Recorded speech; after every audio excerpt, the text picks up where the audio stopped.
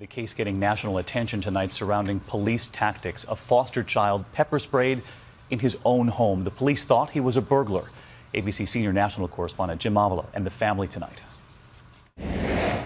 Foster child Deshaun Curry is family. Fits right in with his white siblings. But confused police pepper sprayed the young man in his own North Carolina home, mistaking him for a burglar after this 911 call. I've seen some suspicious person walking around.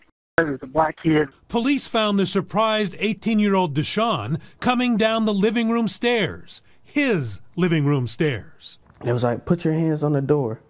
I was like, for what? I was like, this is my house. Police say they pepper sprayed the young man when he became belligerent, the latest in a series of incidents causing outrage. From Florida, where a Tallahassee grandmother was tasered to the street, to a South Carolina man shot 4 times after aggressively reaching for his driver's license.